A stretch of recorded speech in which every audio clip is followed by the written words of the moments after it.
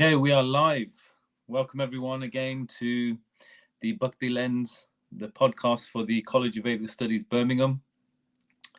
I just want to make a little announcement before we get into the podcast that this Sunday, just yesterday, we started the first session. It was a taster session on the Chaitanya Charitamrita. The course is called Bhakti Life. And it's not too late to sign up for that course. That was just a taster session. So please, if you're tuning in now live and you want to look at that, then go to the College of Vedic Studies Birmingham Facebook page or their actual page on the internet. Michael will put that up as well and sign up to that course. So for tonight, we've got a very close and personal friend of mine. I'm very happy to have him with us, Jagannatha Ramu.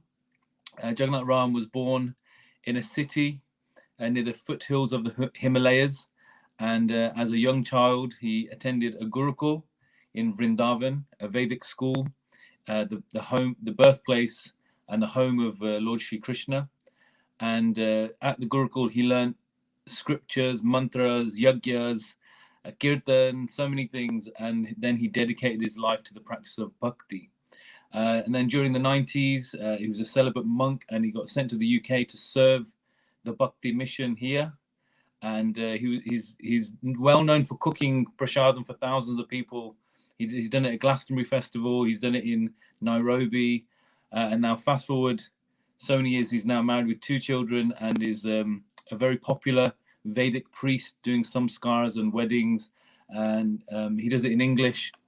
He does about 30 a year. Maybe you can correct me if I'm wrong. But I can't say enough, really, Jagannatha Ramu. Welcome. How are you? How are you doing? First of all, thank you very much, Balaramji, for giving me this opportunity to come to this wonderful live session. And I feel blessed to be part of your wonderful team. Oh, you feel blessed. I feel blessed. We're all blessed. So before we get into like what you're doing now and your work with the priesthood, I really want to talk about how life started for you, because you're here in the sunny land of Britain. Not so sunny, but life started for you in Nepal, right? That's right. Go Yes. straight to your childhood. Can we talk a little bit about that, please? Absolutely. Yes. I was born in the foothills of the mountainous kingdom of Nepal. And at the age of 6, my father was a very strong devotee and believer of Lord Krishna.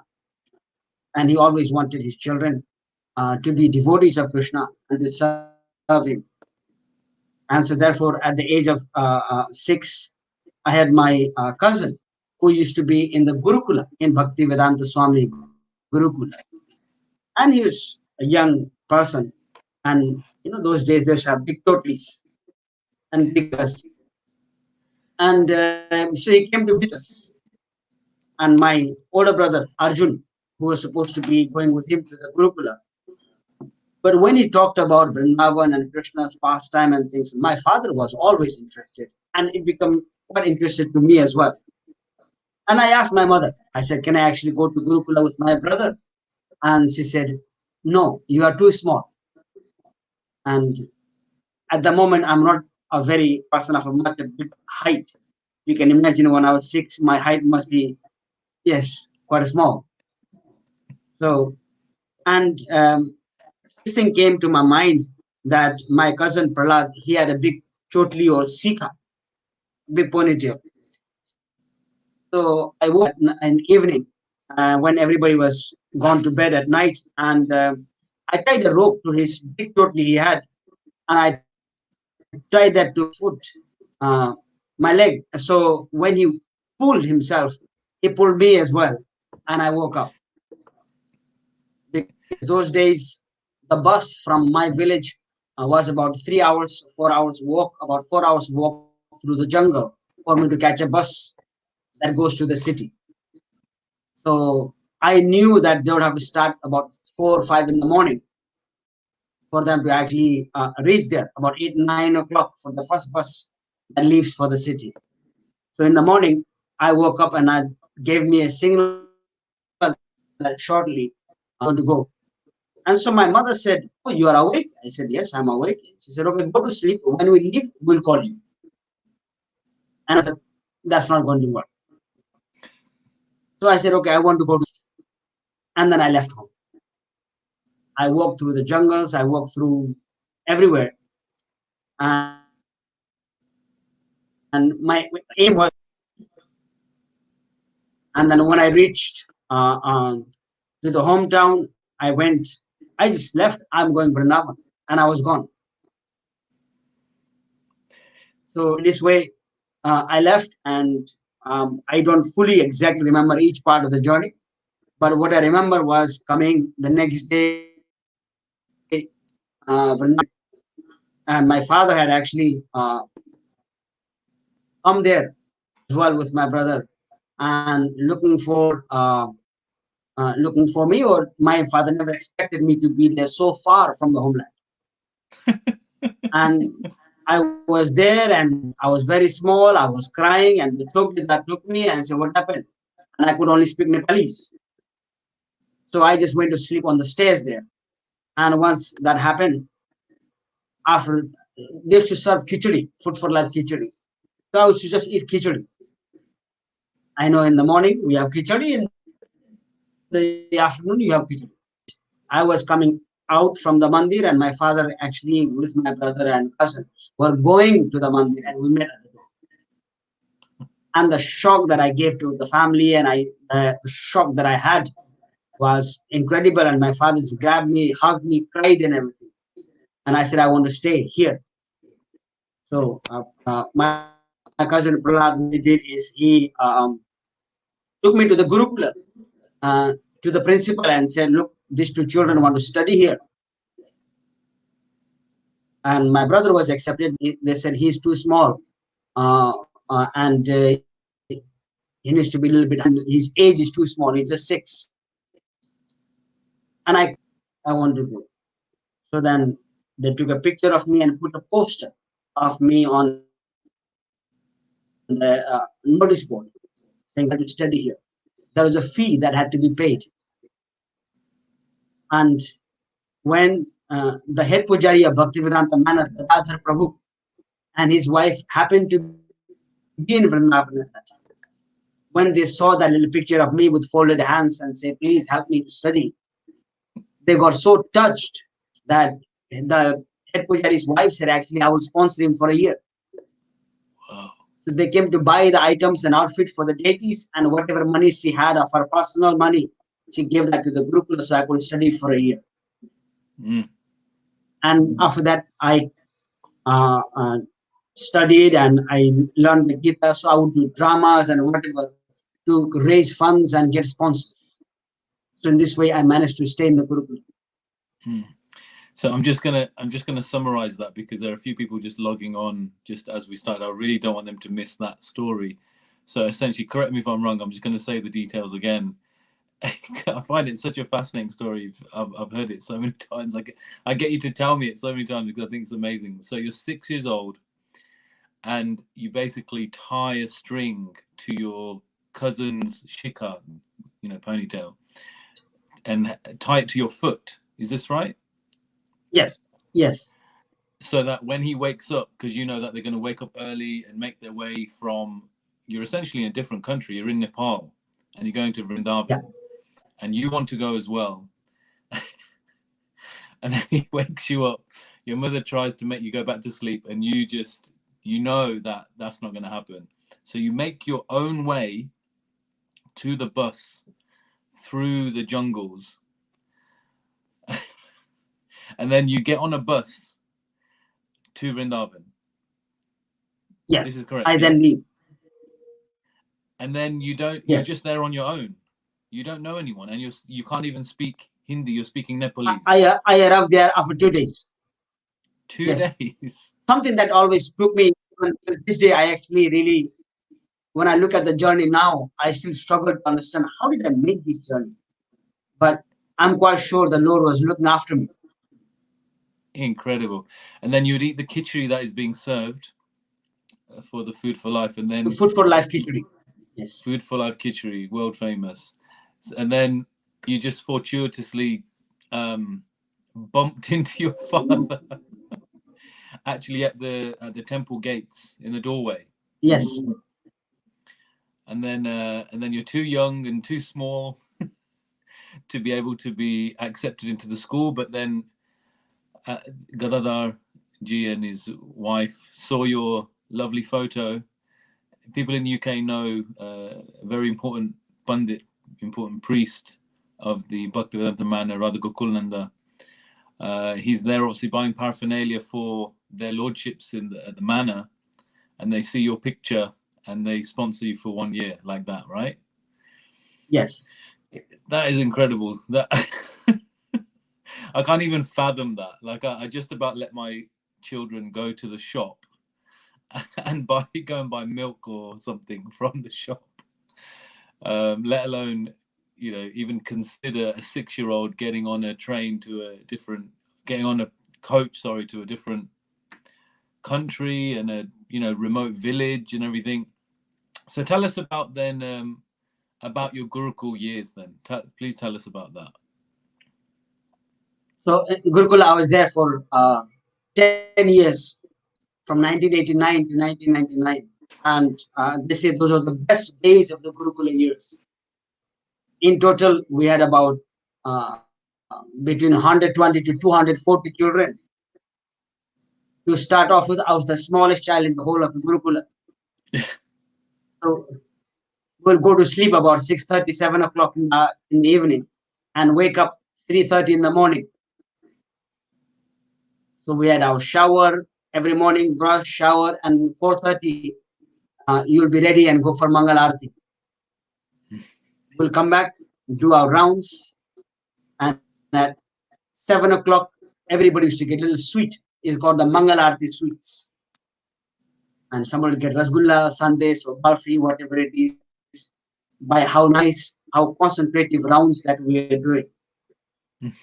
And then we will go for Guru Puja at 7:15, and then come back at 8 and learn the Gita for half an hour. And at 8:30, we used to go for breakfast. And breakfast started from 8:30 to 9:15. At 9:20, the bell rang and our education started. So we had basic learning of English, basic math, but majority was English, Gita, understanding of the Bhagavatam, reading Ramayana. That was my English class, was reading Mahabharata and Ramayana stories. And so I was to do that.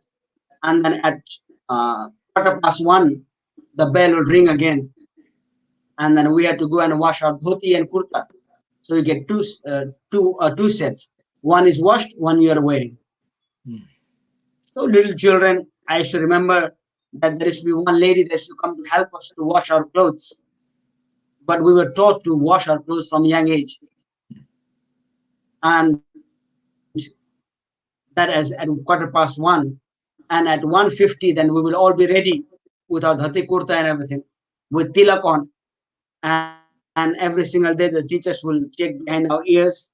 They'll check here. They'll check our nails, toenails, make sure they are cut and clean. And we were always shaved. And at 2 o'clock, we would all go for lunch in one big queue. We would all say the Maharashadi and then eat until 2:45. And at 3 o'clock, our recreation would start. 4:20, that will finish. Come back, have another shower. So this is the third shower we are having. And then wear a dhoti kurta again and sit in the evening for story classes, or that'll be from Ramayana or something from Mahabharata. And then about 6:30, we would have our doodh and mamra or doodh and roti, whatever it is, at 7 o'clock bed. Wow. As I grew up, continually went. So our schedule changed, but the latest time that we went to sleep was about 8:30. Because remember, 3:30 we have to wake up. And I would say that was the best times that we had. It was very disciplined. The teachers were very learned, and everyone was there to support one another. And of course, those are difficult times were there as well, because those days India, the electricity is first. So if there is no electricity, there is no water, because the machine is not running. Mm. So we would have to go outside of the Gurukula to hand pump the water out at 3:30 in the morning, and take out buckets and put the buckets of water in December and run back. By the time you run to the pump, you are already warmed up. You take a shower, and by the time you run back, you are not already warmed up again. So you did not feel the cold, and you got 120 to 240 children doing it. Amazing. We had to be there first, otherwise you have to wait in the queue. Mm. So in this way, we enjoyed. We had a wonderful time. Prabhupada always said, address and dress. Our teachers always were very conscious the cleanliness we had, and the way the mantras were recited and pronounced was done properly. And there was a wonderful balance between our spiritual studies and our recreation. So in this way, we got the best of both. And as Gurukula boys, we did a lot of dramas about Krishna's pastimes, and a lot of GBCs and SCON leaders and things would actually especially come during festival times to see the beautiful dramas that we did. We would have done the whole of Krishna's Krishna book, 2 hours, 3 hours long, and whole of Chaitanya Charitamrita from the birth of Lord Chaitanya to the disappearance of Lord Chaitanya, his whole story. And we had so many throughout the year. We would do different types of dramas. We will go out for Sankirtan, and then we would do a lot of activities. At the same time, our focus was to study the Gita, understand the Mahabharata, understand the Ramayana, and learn basics of life, survival. So And this is not 10 too much years. emphasis was given to material education. Okay. So you spent 10 years of your life in this way, waking up early, in this routine. Absolutely. Yeah, yeah. So, Maipur, if you're backstage, I think I did find a picture of Jagannath Ram at Gurukul. If while you're there, if you can throw that up. I just wanted to ask Jagannath, what does that do to someone? Like 10 years of waking up at that time, it seems quite regimented, but you're being immersed. Oh, here we go. Here's the picture. So what are you doing here? You're doing some sort of probably. We actually learned deity worship. So everything we had a deity of Gornitai, and while the boys went for the Mangalarti at 4:30, one child would stay behind and would have a teacher who will just see how we are doing. And the 16 upacharas worshipping the deity with 16 different items and dressing them and putting flowers and ornaments and doing a proper puja the way it is done at the mandir in the ashram itself. So we're also learning to perform the deity worship. So what did that do to you? What does that do to you, someone for 10 years living in this way? What do you think it did for you? I think this one, it has, first of all, I would say, made me who I am. I am somebody you can take me to the deserts in Africa or anywhere and say, Jagannath, find your way. I am more than happy. And with a smile, I would say, I am more than happy to find my way back. And I would do that. So taught me that, gave me that determination. And second, it taught me that in Krishna that we rely. And one learn to fly one's own plane. And second, there is always a spiritual solution to material problems. So it learned me to understand my life, my material activities, and my spiritual activities must go in parallel. So it has given me the determination to say that nothing is impossible. It was a very rigid training, but it was done with love and care. Somebody might say that might be quite harsh, but no, it was treated. The rules were there, but when it is treated with love and care, it becomes quite nice. So let's get to the point where what happens? Do you graduate from Gurukul, or what happens? I graduated with Bhakti Sastri. Yes. Okay. And then For from that, there, you have to recite the. Yeah, you have to recite. You have to recite the whole Gita. You have to recite the teacher sits next to you, and he just turns the pages while you say the whole 700 slokas of the Gita. And you have to recite so many slokas of the Bhagavatam. And then the teachers will give you certain questions that you have to do that. And then we join the Bhakti Sastri that is ISKCON provides. And you have to pass their exams as well. The Bhakti Sastri board's exam. Only then you get to graduate. Wow. So just for anyone who doesn't know, that Jagannath Ram always is our first choice for reciting the whole Gita during Gita Jayanti. We very much enjoy his recital of it. He can give the tone in which the shlokas are being said. Rather than parrot fashion, we just kind of say the mantras in our broken kind of Sanskrit English. But actually, I notice when you're saying the shlokas, you're saying it with the tone in which they're expressed. So it's a beautiful thing. Where did you go from Gurukul then? How old were you, and then where did you go? Well, I finished Bhakti Sastri.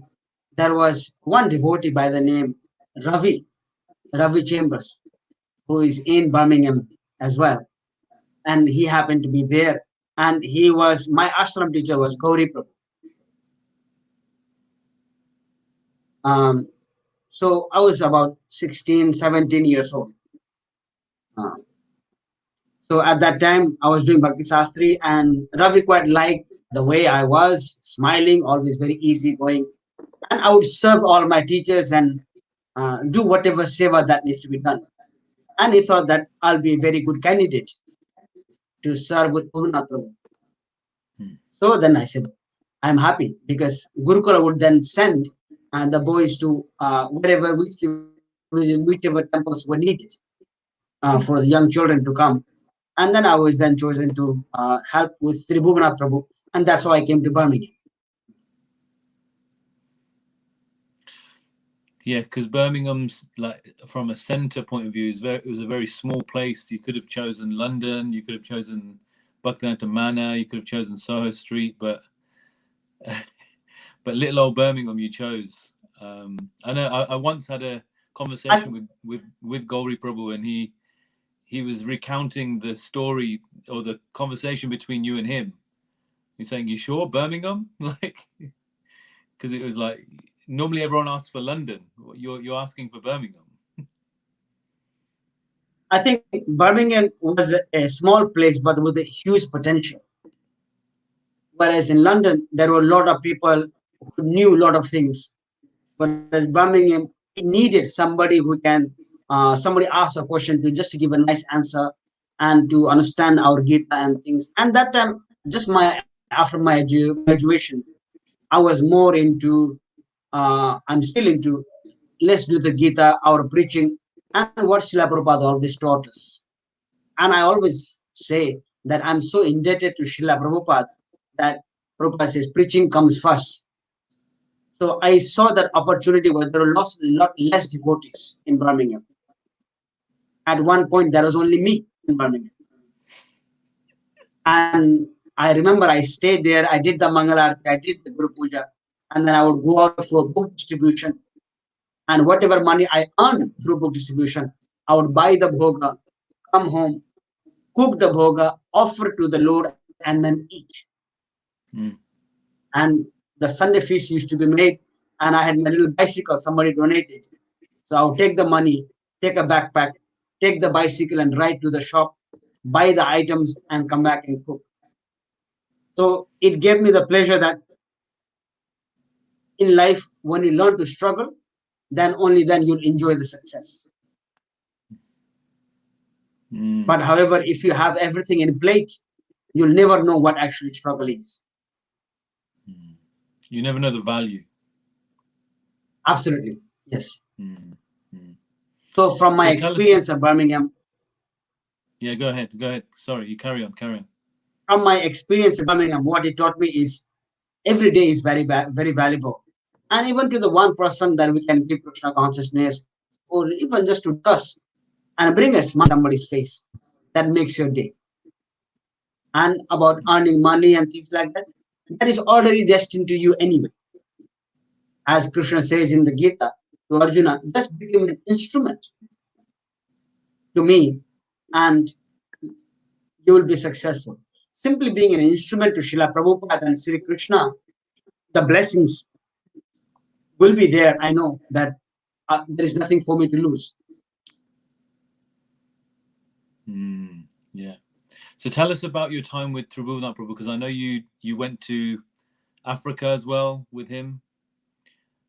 Yes, I went to Africa a couple of times with Tribhuvan Prabhu. I went to Kenya, Tanzania, Malawi, Zambia, Mozambique, and Zimbabwe. So I got to travel the whole, most of East Africa there. A nice, nearly got killed a couple of times. But the story was, I'm quite young, energetic, and three were young, and you Gurukula, so you should know how to cook and everything. I said, Prabhuji, I can cook. Never realizing that in Kenya, the pots were so big that I could actually swim within them. They're huge. Yeah. And so Prabhuji said, okay, today we have to cook for 3,000 people. I'm like, oh, Hare Krishna, how am I going to do that?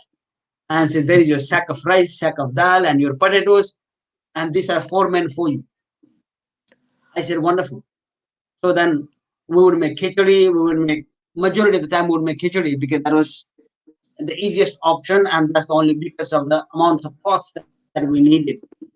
So then I would put dal and wash the potatoes, and these 4 helpers would make it interesting. And because it is so hot, I would always ask for lemon.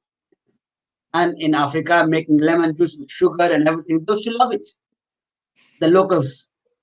And so I was to always keep them happy. And because the spoons were so big to stir, even if I swung on them, I would not stir it. So they used to stir, and I used to put the salt and put the spices and whatever is needed. And so we took the whole truck full of khichdi, the food, and then we went. Remember, we went to a town called Guru in Kenya. That's a quite rundown town. A lot of, it's quite heavy, I would say. So we did a Harinam for an hour and a half, invited everybody. And there, we gave out prasadam, but in plastic bags. If you were to give a plate, never come back to you. So we used to have huge stacks of plastic bag and big spoons like this. So one time khichdi will be enough for about 3-4 of us. So one spoon khichdi in the plastic, and we must have served about 2,500, 3,000 bags of khichdi. The more we serve, more people come. More we serve, more people come. And we don't know where the food is going. The queue is massive. Eventually, the khichdi finished. And the people got upset. So started throwing rocks at us and bricks and everything. We had 2 police officers. We don't know where they went. So the driver got straight to the van. He shouted, everybody, let's go. And I was still serving. And the van started moving. So I became frightened. The pot was nearly empty. So I just jumped inside the khichdi pot and just sit of the pot while the van is actually running away from them. And after a kilometer or 2, they realized that Jagannatha is not with us. So they stopped the van and they started talking. And I came out from within the pot full of khichdi on me. That's how I survived. Oh my goodness me, hiding in a khichdi pot. So you've had Yeah, some amazing adventures, yeah? absolutely. Yes. So I just want to reflect And while on crossing in Tanzania, oh yeah, go ahead. Tell me more. while crossing in Tanzania, off the bus, because everybody was so hungry, and my responsibility was to make porridge because that was the easiest thing to cook. So I took out the gas stove and everything. Half of the devotees that went, I was the youngest. So they would say, Jagannath, make porridge. I would say, okay. So I would take out the gas stove and start. And next thing we see the police coming with the siren on and start shouting at us. So what happened? So now as the elephants will start coming this way. You are on their route, on their crossing. They will kill you. So you must go about 5-6 kilometers from here and stop. So we immediately packed the bus again, and then we actually ran. And we were lucky that as soon as we were trying to drive, we could see the herds of elephants. They are walking this way, and it is a big herd. And if we were anywhere near, I think we would have gone a long time ago. it was like a stampede of elephants. Absolutely, yes. And it was amazing that the police, that road, they patrol from particular times when it's the crossing of the elephants and the lions, so they know what time the animals come around that place. So they actually patrol once or twice a day, making sure no public is in there. And we were just enjoying the day. It was wonderful. The trees were there, the water was there, so it was everything that I need. The elephant was coming, but at the same time, there could be a tiger. We didn't know that. Yeah. We just thought it was beautiful. So I want to reflect on so there's this love for deity worship. We say archanam, puja, work, shall we say. You had that in your heart at Gurukul, and then you've come to Birmingham, you're doing that, you're cooking prasad. And I just want to reflect on the fact that actually I used to come to Birmingham, ISKCON Birmingham, and I would sometimes stay the night. And I stayed once, and it was a Gardashi, and I remember I was revising because I had exams coming, and then I was just like, I think it was late morning, and I was just thinking, I am pretty hungry now. And then you came with this potato omelette. I don't know if you remember this, but I was literally thinking I'm hungry. And 2 minutes later, you came with this massive potato omelette, a Gardashi potato omelette that you'd made big and like folded, and there was some sort of sauce in it and everything. And I ate that one thing I didn't need to eat the whole day. I don't know if you remember. There's so many things that we did together. Absolutely. And those were the nice days that we all got to spend. And for you as a student and me as a student as well, I'm still a student of Bhakti, and we're all students of Bhakti. And that time, I think there was so much love and affection that the university students would say, today is Saturday, let's go to the temple. So the temple room would be full of students. And then, or the Rath Yatra. Remember, pulling and pushing those pots and loading the vans were all done from university students who would come and do that. And my responsibility was to cook some wonderful food, get everybody working, and feed everybody wonderful pasta or prasad, whatever I was able to make. I want to also thank you personally, because on a Tuesday, I think it was a Tuesday, you would have to go to college because I think you were studying some accountancy, and you would leave my now wife in charge of doing the deity service. So in a sense, you are our Pujari guru. You kind of got my wife into doing deity worship so that you could go and study.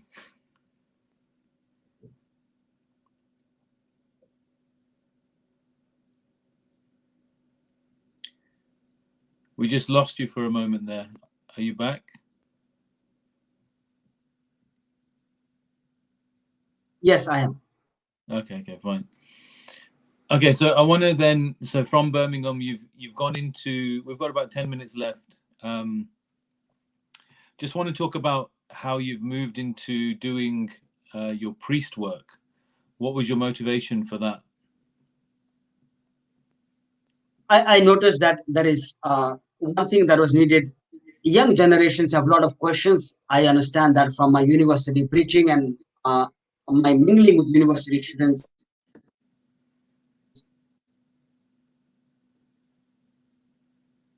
Even in Birmingham, they would ask me so many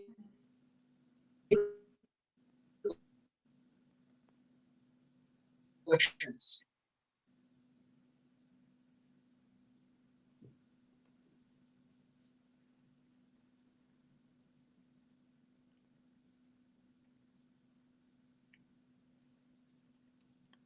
So I don't know if you can, if we've lost Ramu, or if it's only me that's lost Ramu.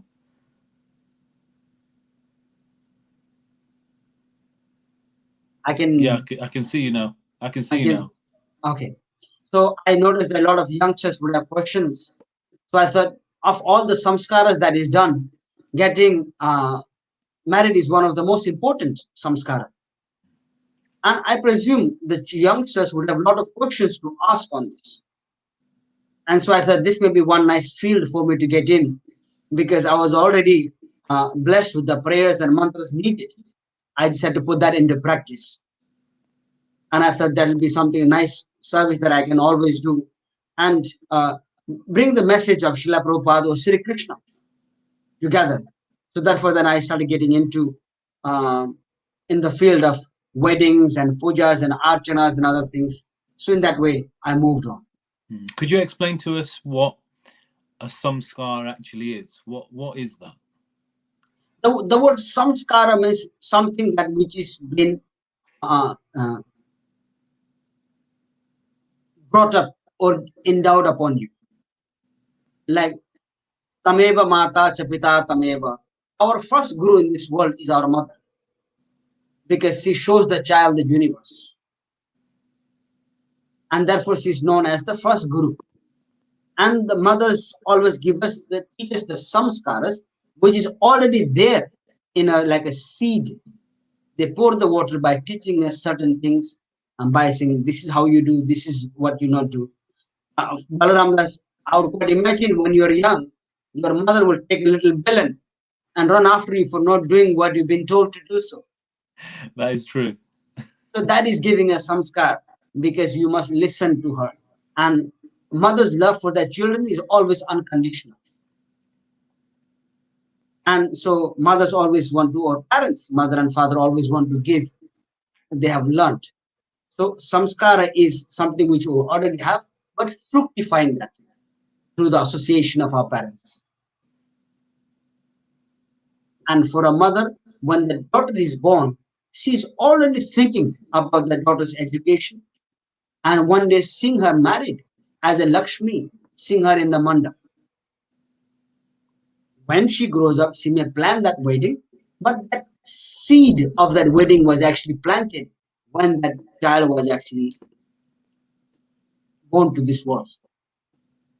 That's how deep our samskara actually goes. This is true. This is true. Maipur, I sent Maipur a picture of this really beautiful picture of you with nice blue skies in the background. Because you've done quite a few different locations for your wedding. For your weddings, could you just share some of the places that you've done your wedding services? I think I have been to majority in the UK, but I think that was in Greece. That's beautiful. That's the lake. Yes. So that was in Greece that I went to do the wedding. Photoshop that. That's real, yeah? That's real, yes. That is from my little camera. Nice. And so that was on my Instagram page. Yes. So I've been blessed to go to different paths. Generally, I think being a priest is important, keeping one's responsibility to one's family and to one's service. So I'm keen mostly in the UK, but from time to time I go to Europe or so. One day there, next day do the wedding, and then back on the second day. So in average, I would do about 60, 65 weddings a year. Mm. I think because last year was a lockdown. So this year the numbers have gone a little bit higher. It's because people get married on a weekday now, isn't it? Otherwise, you'd normally have just Saturday, Sunday, 52. You reach a saturation point, but now you can get married on a weekday. I think a lot of bride and groom, they prefer to have it intimate wedding. So and then I think it works with everything. Most people prefer weekdays as well. So it gives me a lot of weekdays weddings as well. Yeah. But if So, anybody's got any question, please go ahead. yeah, if anyone's got a question, go on, please. Yeah. I'm easily available through Instagram, Facebook. Big Maharaj, you have to be quite on top of this media. I'm also learning at the same time. Yeah. No, your Instagram, I've got it here. Just you can put it at the bottom. It's like Pandit _Ram_Pandey. Yeah, if you want to get in contact with Jagannatha Ram for any samskars, it's not just wedding. It's important, isn't it, to understand. Like, even I only realized until after we got married that there are some scars for, childbirth, Simantanayanam. Yeah, there's your Insta. So there are so many more that these are like celebrations along life's path, and then we need to create importance to these moments. That's what I felt. That's how I interpreted it. Is that a right way of thinking of it? Absolutely, yes. It's a milestones that we reach in our life. Yes. And so in that way, we understand and we celebrate. And our Vedic Shastras say, by doing so, we ask the blessings of the Lord and thanking Him. So you've got 2 kids yourself? Yes. Yeah, same as myself. They teach you. They're our gurus in some sort of way as well, right? Yes, they teach us patience. That's brilliant. So is there anything that I've missed? Anything that you want me to anything that you feel our students should know about Gita, about Bhagavatam, Chaitanya Charitamrita, how they should approach it, how they should even think about, some scars and yagya, stuff like that? Anything that you feel you want to share? I think one nice point, thank you very much for bringing, is for this this time or this yuga, Gita plays a very important role. Because our dharma is not Hindu dharma, it's Sanatan dharma. It's a way of life. And Gita teaches us. And Gita was spoken to a grihastha, married person, to a normal person like us, to teach our daily way of going about in our responsibilities and in our duties. And Arjuna faced similar challenges to that we face to our mind and we face ourselves every single day. Arjuna had children, he had wife, he had a family. And Krishna gave that knowledge 5,000 years ago, but it's still so relevant to us. If I was to, I would say, every single day before going out, just read one sloka translation and a purport and see how wonderful your day will become. And remember, you'll never understand the Gita by reading the first time. You might read 10 times, and every single time when you read, you'll find a different. Yeah, that's true. I mean, yeah, we've been doing a Bhagavad Gita Sangha on repeat for so many years now, and every time there's something new that comes up, some new wisdom or some new way of practically applying a principle or a teaching. So yeah, I definitely agree with that. Yeah.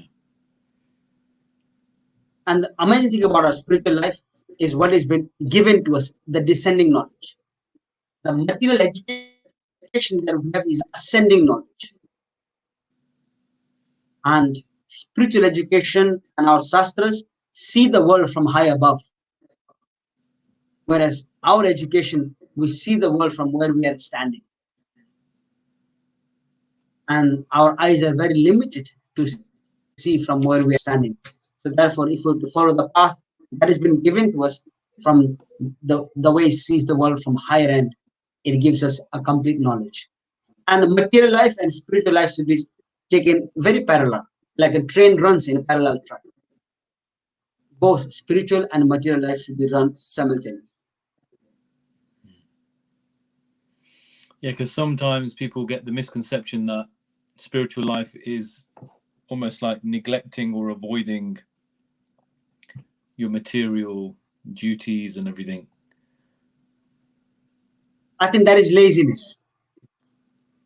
I think spiritual life is something that when you're doing, there is always a spiritual solution to material problems, because there is never all material solution to problems.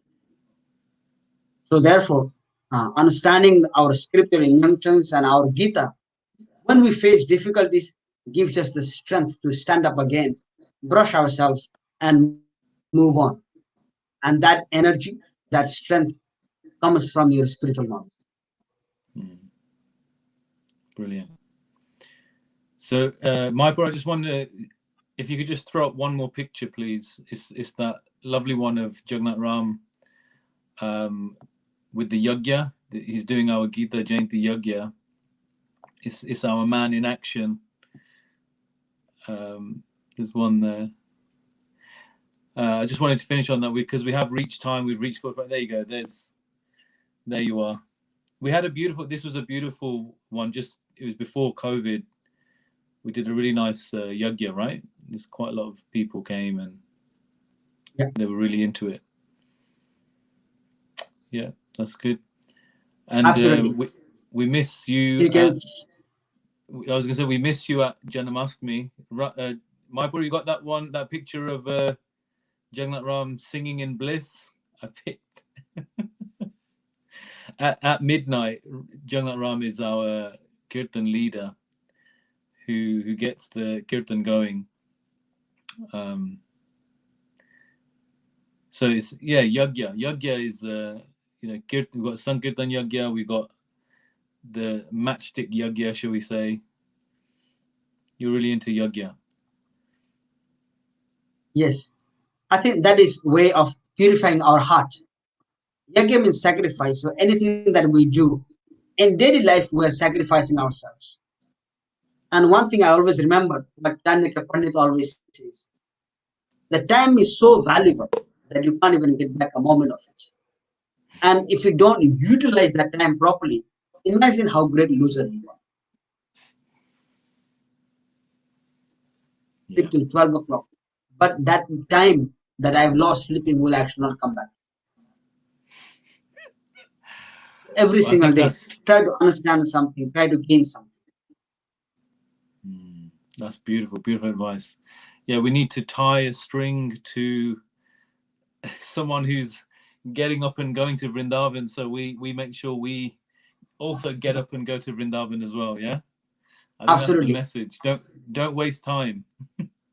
If not physically, mentally we can study and be in our hearts in Vrindavan. Very nice. So please, Pandit Ram, please bless us, bless College of Vedic Studies, bless all the students. We've reached about 500 students now. Please bless us all that we can study the Gita, the Bhagavatam, and Chaitanya Charitamrita, and continue. So please give us your blessings. Your blessings are so important. It is absolutely my pleasure to be with you and everybody watching this. I would say Jai Sri Krishna, and thank you very much for joining us today. Thank you. So in 2 weeks we've got Sheila Chauhan, who's I would say an eco warrior. She's going to be on live with us. Oh no, sorry, it's not 2 weeks because that's bank holiday. You'll get the date. But for now, Jagannath Ram, Pandit Ji, there we go. My brother's put it on there. 7th of June, everyone. 7th of June. but you'll get the reminders out. I'm sure everyone will send out reminders. But yeah, thank you so much for joining us. I know it's late, so you need to rest and wake up early and do some yagya.